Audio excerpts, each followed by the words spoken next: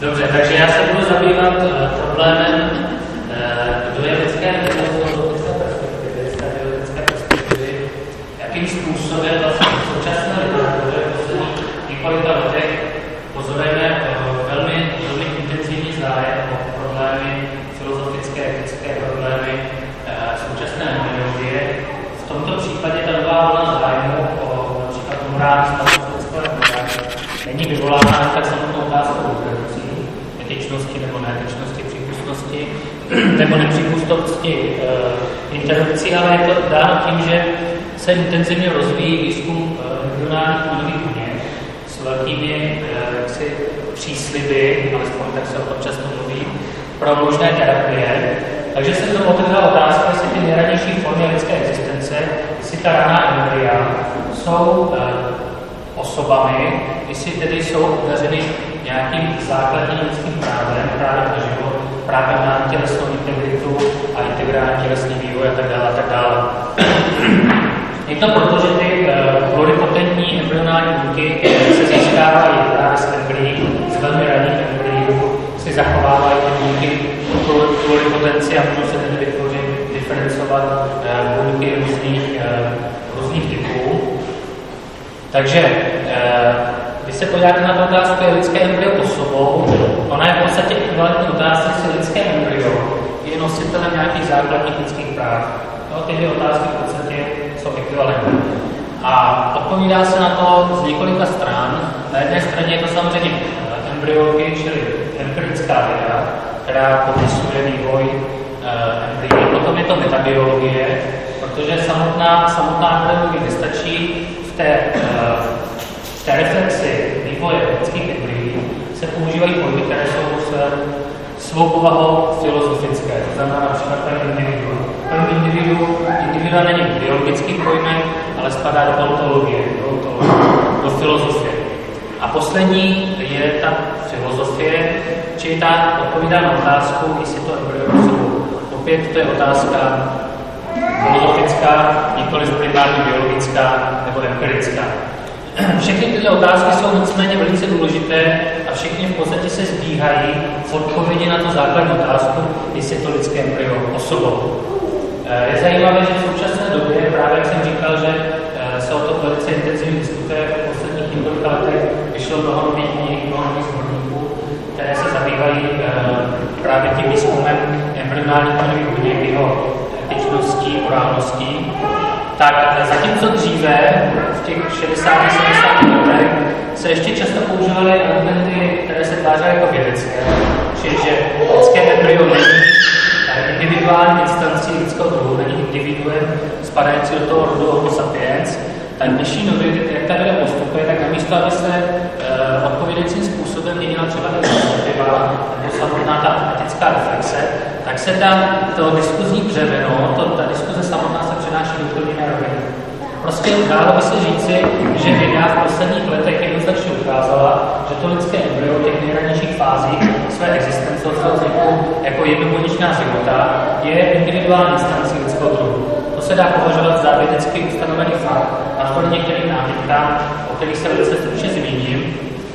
Takže namísto, aby právní úprava jednotlivých států reflektovala tento vývoj ve vědě, tak se přesunula ta diskuze do filozofie a mnozí filozofové dneska tvrdí, že lidské embryo sice je individuálním živočikem lidského druhu, nicméně není osobou, a jelikož pouze bytí osobou zakládá to, že máme určitá práva, včetně práva na život, na nějaký ten integrální rozvoj, psychosomatický integrální rozvoj, tak vzhledem k tomu, že lidské embryo není osobou, tak je možné lidská embrya použít v rámci embryodestruktivního výzkumu, případně je možné bezproblémů utratit, pokud si to žena přeje.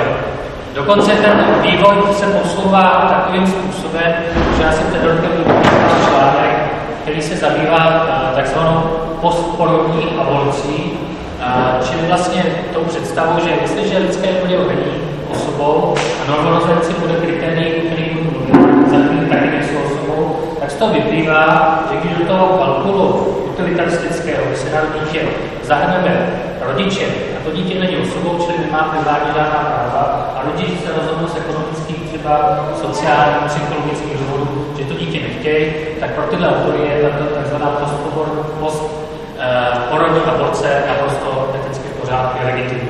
Jo, a je to prostě jenom rozšíření těch úvah, které začínají u toho samotného embrya. Pokud přijmeme logiku výkladu, o který budu mluvit za chvíli, která se týká nejranější fáze lidského vývoje, tak prostě jsme nuceni přijmout, že i ta infanticida je eticky v pořádku. A dokonce takový slavní autoři, jako je Peter Singer, který se považoval za nejznámějšího nejenom bioetika, ale v podstatě za jedno z nejvlivnějších autorů filozofů 20.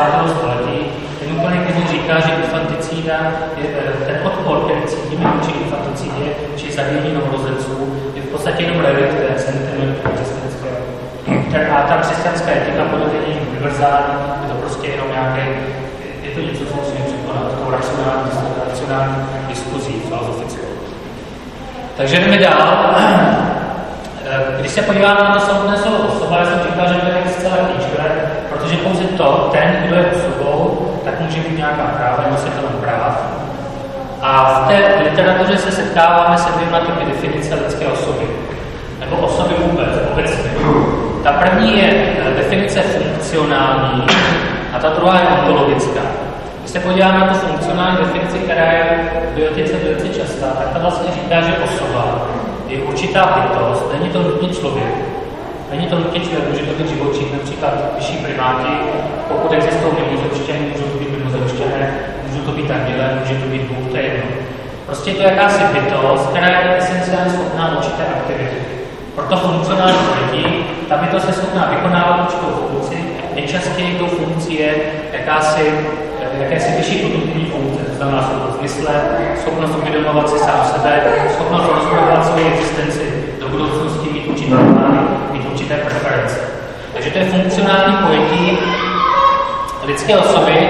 Já jsem napsal, že to je exkluzivní pojetí v tom smyslu, že pokud ho přijmeme, tak se nám množina lidských bytostí nutně bude rozdělovat na nezbytné množiny. Například, jestliže osobu definuje kapacita vyšší kognitivní funkce, sebevědomí, tak to znamená, že já osobou jsem, my všichni tady osobami jsme, ale embrya, novorozenci, lidé s poškozením mozku, lidé v irreverzibilním vegetativním stavu a tak dále osobami nejsou. Čili ta lidská společnost se tímto exkluzivním pojetím rozdělí na jednu množinu, která zahrnuje takzvanou morální komunitu, nás lidí, kteří jsme osobami aktuálně a kteří teda máme právo, že tvoříme součást té morální komunity, a na všechny ostatní, kteří jsou z té morální komunity vyloučeni, a tam patří třeba ty embrya, lidé v persistentním vegetativním stavu, anencefalitické děti a tak dále, a tak dále. Takže to je první pojetí a to je mimořádně vlivné v současné bioetice. Dalo by se říct, že je v podstatě převažující. Tak druhá je ta ontologická definice. Ta v podstatě říká, že bytí osobou splývá s bytím živočichem určitého druhu. Každý člověk, tím, že spadá pod ten druh člověk, tak je osobou. Já to pak budu později vysvětlovat, ty argumenty proti těmhle jednotlivým pozicím. Tohleto pojetí je inkluzivní. To znamená, že nerozděluje tu lidskou populaci na různé nezbytné množiny, ale všichni lidé, všichni biologické organismy, které spadají pod druh člověk, tak jsou osobami a když všichni lidé tvoří morální komunitu. Embrya, lidé, kteří mají závažná poškození mozku, novorozenci, všichni tvoříme jednu morální komunitu. Není mezi námi žádný rozdíl, nikdo není vyloučen z té komunity. Takže, když se na to podíváme, to funkcionální pojetí, jak jsem říkal, vlastně vytváří dvě velmi odlišné množiny, které se jaksi mohou překrývat, nikoli však hodně. Osoby, jak jsem řekl, mohou být například živočichové, podle Singera jsou třeba vyšší primáti. Lidské bytosti nemusí být osoby. Či do té velké oblasti, tady, které nejsou osoby, tam by patřily právě třeba ta embrya, nebo féty, nebo novorozenci, nebo lidé, kteří se narodí z poškozením mozku, lidé, kteří upadnou do toho persistentního vegetativního stavu, ve kterém nejsou schopni těchto vyšší kognitivní funkcí. Ti všichni by patřili do té oblasti, kde skutečně se nenachází ta morální komunita a kde tedy neexistuje žádný důvod, proč jim přiznávat základní lidská práva. Takže to je to funkcionální pojetí, které převládá v současné bioetice. Že když se na to podíváte, takže pokud máme zvlášť tuto kombinaci funkcionální pojetí lidské osoby, osobou je pouze někdo, kdo je třeba schopen myslet, nebo kdo se zažívá jako určitý subjekt zkušenosti, kdo dokáže mít určité plány, určité preference do budoucnosti, plus utilitarismus, což je v podstatě etická teorie, která říká, že bychom měli brát v úvahu důsledky našich činností, nic jiného tam není, pouze důsledky našich činností, které snižují nebo zvyšují celkové blaho společnosti. Nejčastější hodnotou utilitarismu je nějaký hedonismus. Tak to rozděluje lidskou společnost. Uvedu konkrétní příklady, jak to není nějaká situace. Konkrétně, jak jsem říkal, ty novorozence. Singer a další autoři říkají, že má určitou teorii lidské osoby, narodí se novorozenec, který není schopen vyšších kognitivních funkcí, čili nemá žádná práva, stejně jako je mají ty rodiče. A teď se rozhodujeme, co s tím dítětem. To už je právě ta etická teorie, to je nějaká praktická etická rozvaha a naším kritériem rozvahy, podle které budeme postupovat, metodologii vlastně, podle které povedeme ty naše etické úvahy, je utilitarismus. Ten říká, že musíme udělat rozdíl mezi osobou a tím, co osobou není, musíme vzít možné plány a jaksi preference všech těch zúčastněných stran, udělat nějaký kalkul a říct, jaká činnost zvýší nebo prostě zlepší možnost realizovat jednotlivé preference. No, novorozenec podle Singera má v podstatě velmi omezené preference typu nechci zažívat zbytečnou bolest, zatímco třeba rodiče mají preference typu chci si užívat, chci jít na vysokou školu, chci si koupit auto, chci cestovat a tak dále. Když vezmeme ten kalkul, tak ten zahrnuje v tomto případě novorozence, otce a matku. No a jestliže provedeme ten utilitaristický kalkul podle Singera, vyjde, že ty rodiče mají právo zvolit takovou akci, ve které jsou jejich preference, jakýmsi způsobem preferovány. Které jsou preferovány ty jejich záměry, ty jejich tužby, ty jejich plány budoucnosti. No a vyjde z toho, že to dítě můžou klidně zabít. Jo, to dítě je naprosto etické, že to dítě se zabije. To samé samozřejmě platí pro embryo ve všech fázích těch vývoje. Není osobou, není schopné zažívat žádné emoce, není schopné vnímat sám sebe jako subjekt, který přetrvá v čase, který má nějaké plány budoucna a tak dále. Čili tady máme to rozdělení lidské společnosti. To rozdělení lidské společnosti je v podstatě nejenom, že rozděluje jednotlivé skupiny obyvatel, například všechna embrya vůči nám, dospělým lidem, kteří dokážou myslet, ale v podstatě rozděluje i jednotlivé lidi. Když se podíváme tady na ten princip proporcionality, o kterém píše americký filozof Gary, tak ten říká, že my v podstatě podle toho funkcionálního pojetí přiznáváme právo nějaké osobě v závislosti na nějaké jiné vlastnosti, například schopnosti myslet. Schopnost myslet. Nebo schopnost zažívat bolest. To může být další proměna, která vstupuje do toho diskurzu. To je jedno, jestli schopnost myslet, nebo si zvolíme schopnost zažívat bolest. Když bychom si vzali tu schopnost zažívat bolest, tak prostě existují diferencované formy živých tvorů a každý z nich zažívá tu bolest jinak. No ale z toho vyplývá, že pokud to právo závisí na tom, s jakou intenzitou je kvalifikovaný ten jedinec, tou vlastností například zažívat bolest, nebo mít plán, nebo dokázat myslet, tak stejně tak musíme přiznat analogicky, že proporcionálně to má odpovědějící právo. No, protože každý z nás je individuální a jeho schopnost myslet například, jeho schopnost mít plány do budoucna, mít různé preference, jsou velmi různé, tak by z toho vyplývalo, že i každý z nás, co jsme tady v třídě, když tvoříme jednu morální komunitu, která vylučuje třeba embrya, tak i mezi náma jsou rozdíly v těch právech, pokud bychom byli konzistentní. Či ten funkcionální princip, je to funkcionální chápání lidské osoby, rozděluje nejenom tu lidskou společnost a vymezuje morální komunitu a všichni, kteří jsou mimo, ale v podstatě i v rámci té morální komunity rozlišuje člověka od člověka. No, co z toho vyplývá? Vyplývá z toho, že v podstatě bytí osobou je jakýsi emergentní stav, něco, co se postupně vynořuje v průběhu našeho individuálního vývoje. Je sice pravda, říkají zastánci této teorie, že každý z nás z biologického hlediska začal jako jedna buňka, jako zygota. Potom jsme se vyvíjeli dál, pak jsme byli plody, pak jsme se narodili a teď jsem tady já dnes. Já jsem jednoznačně osobou, podle toho pojetí, ale to neznamená, že v těch jednotlivých fázích jsem byl taky osobou. Prostě jsem osobou nebyl, to znamená, tady už mám všechna práva, jsem součástí morální komunity, ale ta práva, to moje náležení do té morální komunity, se postupně vynořovaly v průběhu mého individuálního vývoje. No a z toho vyplývá, že tady někde jakýsi předěl, který je vágní. A když se podíváte do současné literatury, tak skoro každý autor to stanoví někdy. Někdo řekne měsíc po narození, někdo řekne ještě v průběhu vývoje dělohy a tak dále. Ty kritéria jsou velmi vágní. Každopádně všichni ti autoři se shodnou na tom, že někde tady prostě se stává tak závažná změna, že se z těch živočichů, ty jsou lidského druhu, ale nejsou to osoby, z těch živočichů se stává osoba. Vynořuje se jakoby z potenciality toho biologického materiálu a teprve v okamžiku, když jsme osobami, tak získáváme základní lidská práva, například právo nemít zabit v rámci jednoho destruktivního výzkumu nebo nemít zabit v průběhu nějaké introdukce. Tak.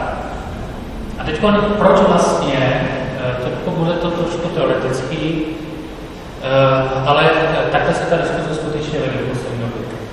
Proč vlastně ti autoři kladou rozdíl mezi vývojem lidského živočicha, každý z nás je lidským živočichem z biologického hlediska, každý z nás začal jak jednoduchá zygota.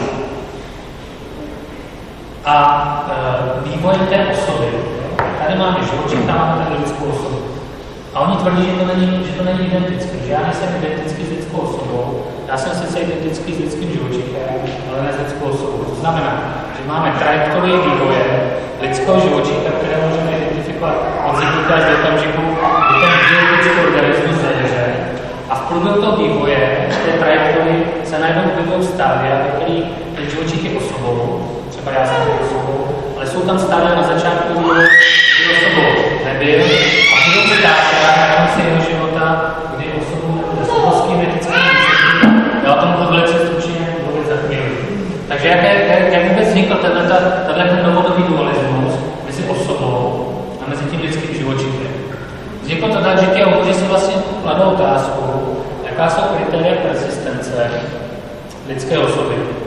To znamená, na základě čeho já můžu poznat, že někdo je osobou teď, třeba já, tak byl osobou v minulosti nebo bude osobou v budoucnosti. Persistence znamená přetrvávání v čase, že když se ptáme, jaká jsou kritéria persistence lidské osoby, tak se ptáme, jestli dokážeme určit, na základě čeho my víme, že někdo bude osobou třeba i v nějakých limitních stavech, jako je třeba persistentní vegetativní stav, nebo jako je třeba nitroděložní vývoj toho embrya. No. Takže to je základní otázka. Na základě jakých kritérií někdo bude osobou teď, bude osobou také v budoucnosti. Na základě jakých kritérií. Jak to lze poznat? No a ta nejjednodušší odpověď, která by se nabízela, která by se nám dovedla, by byla nějaké tělesné kritérium. To znamená, že například já jsem osobou, identickou s osobou, která vstupovala do této budovy před 2 hodinami, právě proto, že vlastně já teď a já před 2 hodinami tady je nějaká kontinuita daná tomu tělesné stránky, jeho těles. To je taková nejjednodušší odpověď, která se nabízí. Pokud bychom přijali toto kritérium, tak bychom měli tu otázku vyřešenou. Každý z nás byl osobou jako embryo, protože tady jakási kontinuita vyvíjí našeho těla, našeho biologického organismu. A každý z nás by byl tou samou osobou i v okamžiku, kdybychom leželi v nemocnici a nebyli schopni vůbec vnímat. Protože by tady pořád byla kontinuita toho našeho organismu, toho našeho těla. Problém je, že ten scénář proti němu se vznáší mnoho nábytek. Na ty se podíváme jenom velice stručně. Tady máte takový příklad. Já jsem měl našel lepší obrázek. Tady bychom měli ten robot z kresleného seriálu.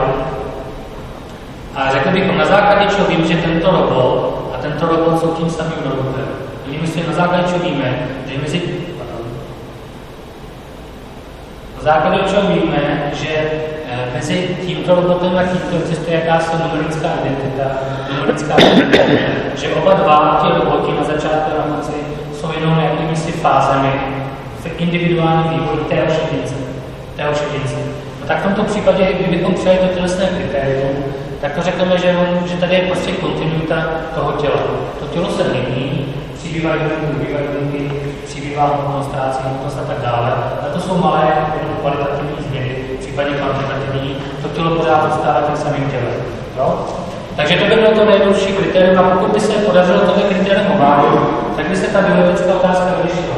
Protože my všichni jsme paradigmatem toho, čemu říkáme osoba, a pokud by naše identita spočívala v tom, že máme tohleto tělo, tak bychom museli říct, že jsme zároveň osobami jako embryo. Ten problém by byl vyřešen. No a ty základní námitky, které se proti tomu dávají, jsou tyto. Ono je to filozoficky dost náročný, takže já jen tak jako stručně. V podstatě mnoha autorů současných vychází z představy, že osoba vyjadřuje bytost, která má nějakou esenciální vlastnost. A ta esenciální vlastnost, čili nutná, ta se definuje, je vlastně ta schopnost něco dělat, myslet. Oni říkají, kteří autoři, že to je vlastně ta schopnost perspektivy první osoby.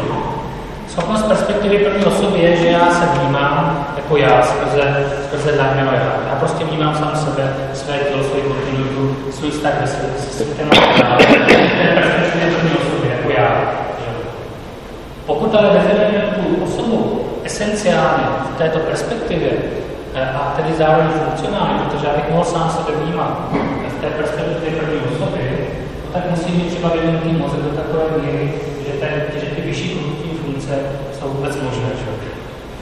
Tak zjistím, že ty kritéria persistence, takto definované osoby, jsou jiná než kritéria persistence toho živočícha, kterého my vnímáme, do toho lidského živočícha. Čili vlastně kritéria persistence toho živočícha, který k vám teď mluví, jsou jiné než kritéria persistence osoby, kterou teď jsem, ale kterou bych nemusím. Já vám to uvedu příklad, mám to zní hrozně tak jako zamotaně. A uvádí se takový příklad jednoduchý. Představte si, že máte na podstavci sochu Davida v bronzu. Otázka zní, je to jedna socha, je tam jeden objekt, nebo jsou tam dva objekty. Kolik je vlastně na tom podstavci objektů? A na to se nejčastěji právě odpovídá takto. Pokud je něco identické, tak je to nutně identické. Mám tam kus bronzu, mám tam sochy. Pokud jsou jedním objektem a jsou nutně jedním objektem, pokud teda ten kus bronzu je identický s tou sochou, tak musí být i stejná kritéria persistence, čili přetrvává v čase. Jenže my můžeme ten kus bronzu vzít a udělat z něj jiný kus bronzu. S jinou sochu. Nemusí to být socha Davida. Socha Davida zanikne a z toho kusu bronzu bude třeba koule. Ale pořád bude ten samý kus bronzu. Čili kritéria persistence toho bronzu jsou jiná než té sochy. Z toho ale vyplývá, že můžou být identický objekt. Jinými slovy, na tom podstavci stojí dva objekty, když se to nezdá. Socha Davida a kus bronzu, který je teď sochou Davida, ale nenutně. No. Stejně tak se to říká s člověkem. Já jsem teď identický, zdám se identický s živočichem, který se projevuje tím, že má určitý metabolismus, že má trávení, že dýchá, a tak dále. A zároveň se zdám být osobou, protože jsem schopen s vámi komunikovat. Dokážu vyjadřovat myšlenky. Ale ta identita je jenom zdánlivá, protože říkají tito autoři, můžeme si vymyslet scénáře, kdy se naše cesty rozjedou, kdy osoba zahrne, ale to dostane. A ten příklady jsou někdy takový příklady trošku ze science fiction, nebo se použije příklady z transplantací mozku a tak dále. Ten příklad s tou science fiction je takový srozumitelnější. Vypadá se takhle. Máme si představit, že společnost se vyvinula do takové míry, že jsou možné velice složité lékařské zákroky, ale zároveň velice znečištěné naše prostředí, radioaktivitu. Proto každý z nás má v nemocnici přesné klony svých těl. Přesné klony svých těl, či toho živočíka, kterým jsme, mozek tam je, všechno tam je. Ale ten mozek je prázdný. Není tam to naše mysl. Čili ty ta těla, když třeba dýchají, když třeba vyměňují byliny a tak dále, chovají se jako živoči, přesto nejsou schopny perspektivy první osoby. Čili nejsou to osoby v tom našem smyslu. No a jednou za několik let ta naše těla jsou natolik zničená, že musíme přijít do nemocnice a musíme si nechat obsah našeho mozku přenést do těch děl, do toho nového těla. Tak a teď otázka, kterou si kladou ti autoři, je tato. Představte si, že jdete do nemocnice jste přenesení vaše osoba, vaše osobnost, vaše vzpomínky, vaše myšlenky, jsou přeneseny do toho těla a po té operaci dostanete rozličenou a někdo na tom lůžku otevře oči. Kdo to bude? Budete to vy, nebo kdo to bude? No, nejčastější odpověď, která vás napadne všechny, je, že to budete vy, že zbudíte se, budete mít. Ten, kdo se zbudí, bude mít vaše tělo, ale ne to původní, ale nové, identicky stejné. Bude mít vaše myšlenky, vaše vzpomínky, vaše morální přesvědčení a tak dále. Takže otázka je, budete to vy nebo nebudete? Když to budete vy, tak z toho vyplývá, že to tělo není identické s osobou. To tělo zaniklo, máte nové tělo. Čili nelze říct, že kritériem, jak poznat, že někdo je osobou, je, že si zachovává to tělo. Stejně tak nelze to říct o lidí. Nelze to říct o lidech v tom prezistentním stavu, protože tam ta identita není. Čili pokud platíte na ten scénář, tak vlastně naše kritéria identity a persistence v čase jsou kritéria psychologického typu. Například, já si vzpomínám, že jsem něco udělal. Já jsem identický s člověkem, který vstoupil do této budovy před 2 hodinami, ne protože to tělo zůstalo identické, víceméně, ale protože si vzpomínám, že jsem byl tím, kdo vstoupil do dveří. Kdyby ale mezi v těch 2 hodinách došlo k tomu, že bych si vyměnil to tělo, tak bych si pořád vzpomínal, že jsem to byl já, kdo vstoupil do těch dveří. Byl bych to tedy já, nebo bych to já? Byl bych já teď identický s tím člověkem, který vstoupil před 2 hodinami do té budovy. Takže to je základní otázka, která se řeší v té analytické filozofii a potom se to promítá do té bioetiky. Když se podíváme dneska do učebnic bioetiky, tak jinak prostě se ten problém dneska neřeší. No, čili to kritérium původní, který jsme tam měli, tělesné, se nahrazuje takzvaným psychologickým kritériem, které můžeme velice jednoduše formulovat tak, že já jsem identický, například sám se sebou před 10 lety díky tomu, že si pamatuju určitý časový okamžik třeba před 10 minutami. Já před 10 minutami jsem si pamatoval okamžik před 10 minutami. A tak dále, až do té minulosti 10 let. Čili tady jakýsi řetězec, vzpomínek. Já si nepamatuju, co jsem dělal před 10 lety, ale pamatuju, co jsem dělal před 10 minutami. A já před 10 minutami jsem si pamatoval, co jsem dělal ještě předtím.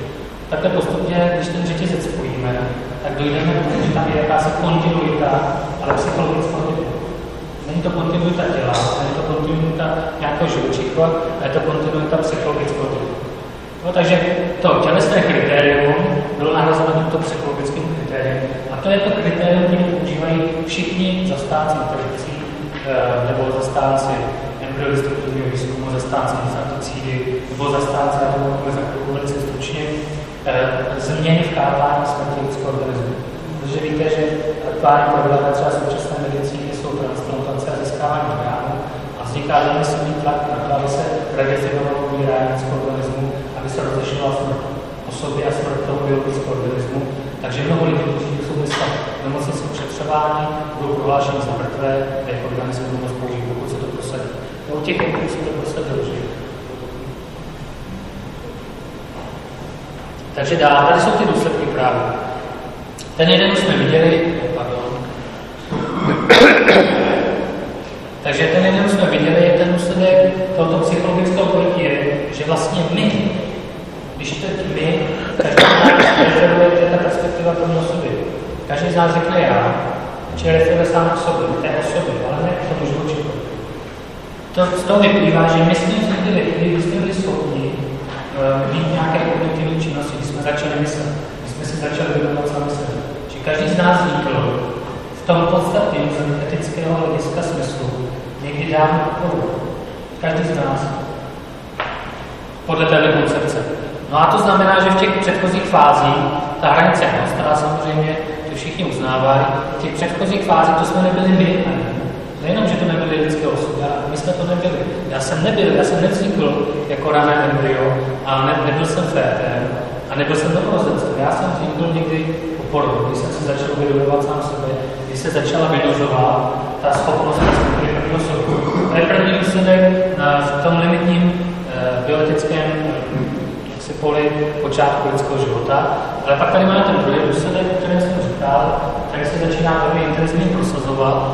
V současné literatuře zatím to teda není reflektováno moc ani lékaři, ani bioetickými komisemi, I když třeba v Americe prezidentská rada pro bioetiku se k tomu jako velmi výrazně vyjadřovala. Protože vlastně ta stejná logika se dá aplikovat. Tady je ta naše nutní křivka, že jo, která končí smrtí a doteď se ta smrt chápe tak, že existuje jenom jedna definice smrti. No, definice je tradiční kardiorespirační kritérium nebo kritérium smrti celého mozku. No, když prostě je mrtvý celý mozek, tak člověk zemře.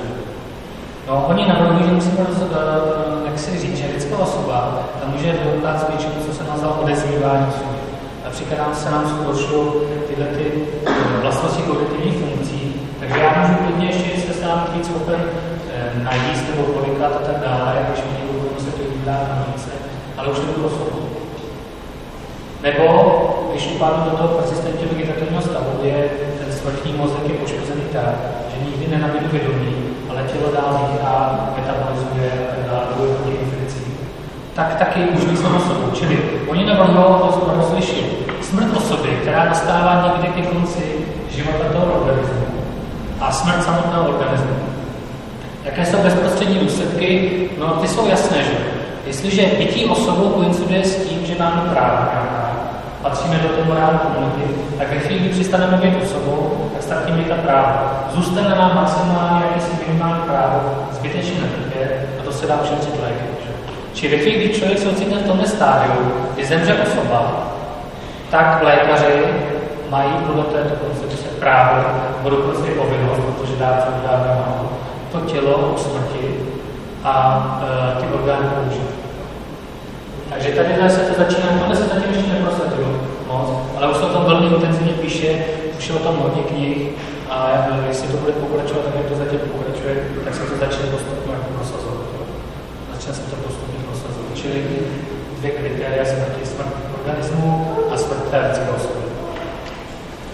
No a já už budu pomalu končit, jenom bych chtěl ukázat, že ten argument je chybný. Já chtěl bych argumentovat v prospěch toho původního tělesného kritéria. Takže on je ten argument s tím, kdo se probudí v tom lůžku, vlastně, je také kruhový, či nic neukazuje. Představte si to asi takhle. Někdo jde do té nemocnice, ulehne na lůžko, probudí se v jiném těle. A teď byste řekli,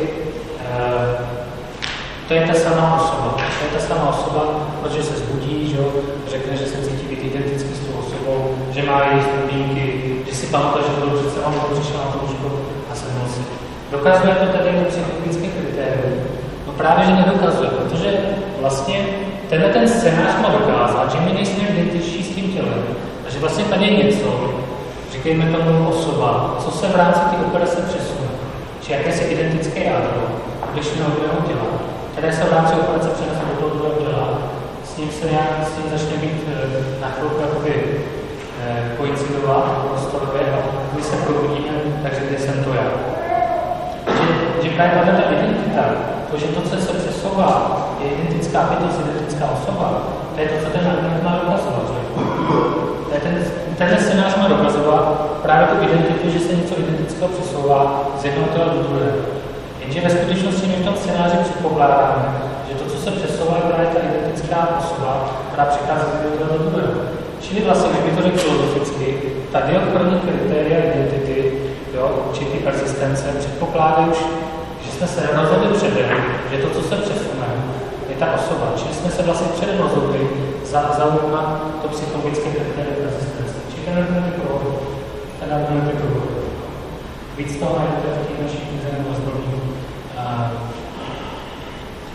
Je kruhový. To myslím, že se nikdy nepodařilo tomu vrátit. A druhý argument se používá, který ale není přímo proti té koncepci, nicméně ukazuje její absurditu. Představte si, že jdete do té nemocnice a lékař omylem položí na lůžku dvě těla a ta mysl se přenese do dvou těl. Co se stane?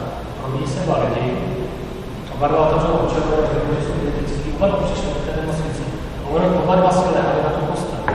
Oba dva chtěli, aby se přenesla do dvou těla. Jak je tohle možné?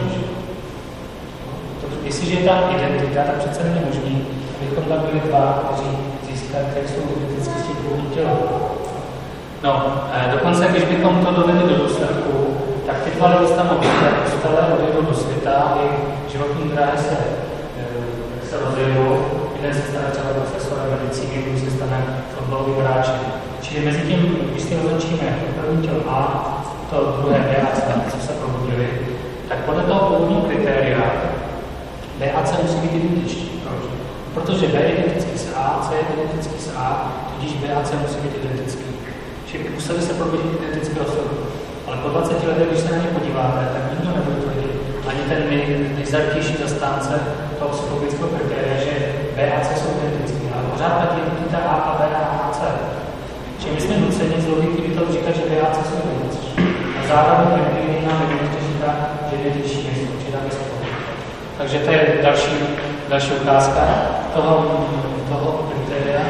Čili já bych řekl, že spíš platí teorie, které se říká animalismus.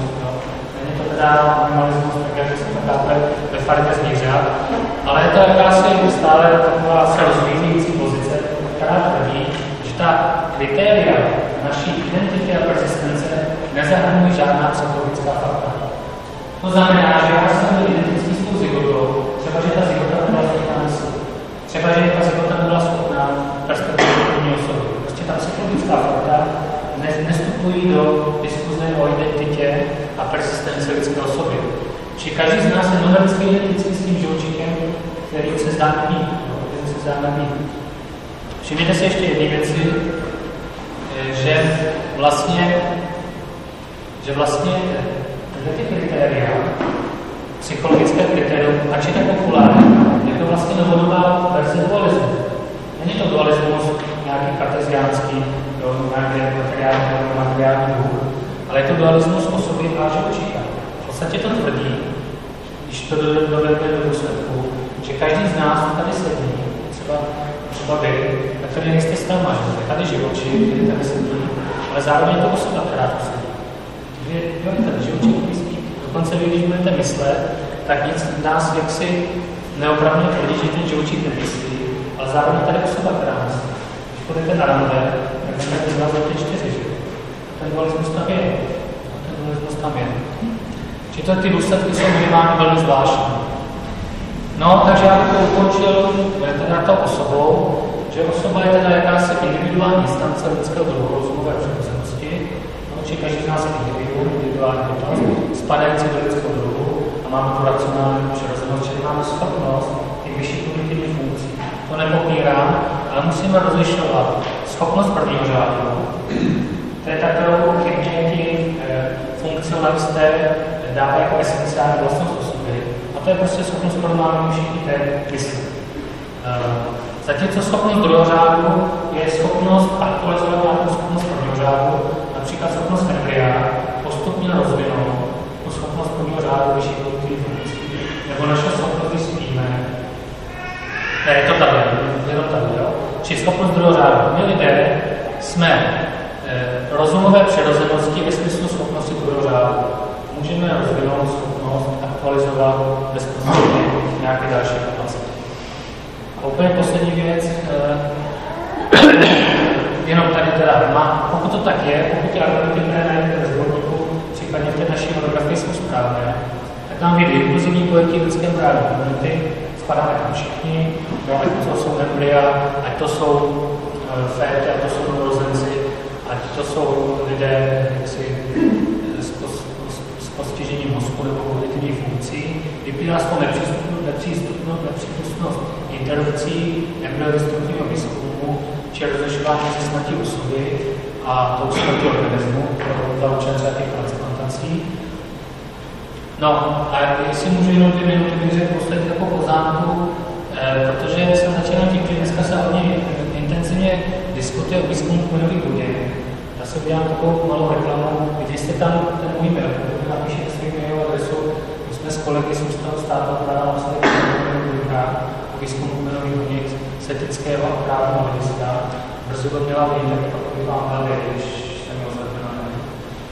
A jako já si třeba myslím, že ten výzkum kmenových buněk je velmi slibný, je velmi potřebný. A to nutně neznamená výzkum embryonálních buněk. Ty kmenové buňky to jsou prostě buňky, které mají potenciál diferenciovat se v různých buněčné typy. třeba buňky, které tvoří naše svaly, buňky, které tvoří naše vnitřní orgány a tak dále, tak dále. A nejsou to nutně jenom buňky toho embrya.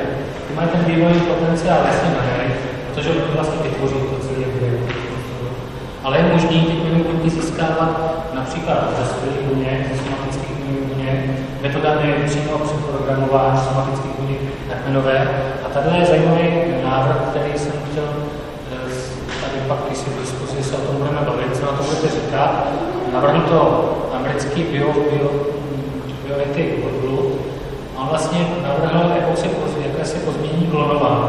Vezme se vajíčko, zbalené jádra, vezme se nějaká somatická buňka, rozhodná buňka, nejčastěji buňka z kůže a vezme se její jádro. To jádro se pozmění geneticky, že se provede tzv. Umlčení jednoho z těch genů, CD2 znamená. No a v důsledku toho, to vajíčko se potom vloží do té buňky, či to je běžné, tady vidíte běžné klonování. Jo, ten rozdíl je u tohle přenosu pozměněných jader somatických buněk, že jsme provedli tu genetickou úpravu. Že jsme prostě umlčili jeden důležitý gen v tom jádře. A výsledkem je, že u běžného vývoje, tady vidíte, že vznikne embryo, tady už máte rozlišení na trofoblast, který zajišťuje generaci, zahnízení, a embryoblast, to jsou ty buňky tady, ze kterých vzniká vlastně samotný to tělo embryo. A tady to jsou ty buňky, které potřebujeme, to jsou ty pluripotentní buňky. No, u běžného klonování zase vznikne embryo, ale v tomto případě vůbec lidská bytost nevznikne, říká ten autor. Já jsem četl, vyšlo to v rámci zase prezidentské rady pro bioetiku v USA, kde byly osobní názory různých bioetiků a takový velmi přísní bioetice, jako je Robert George, tak proti tomu neměl žádné námitky. Či vznikne vlastně jakýsi zlom těch buněk vnitřní buněčné masy, či těch pluripotentních buněk, které potřebujeme pro výzkum a případně pro terapii, ale vůbec nevznikne lidská bytost. Já to tady dávám jenom pak třeba pro diskuzi, jestli byste považovali tuto alternativu tomu embryodestruktivnímu výzkumu jako eticky průchozí.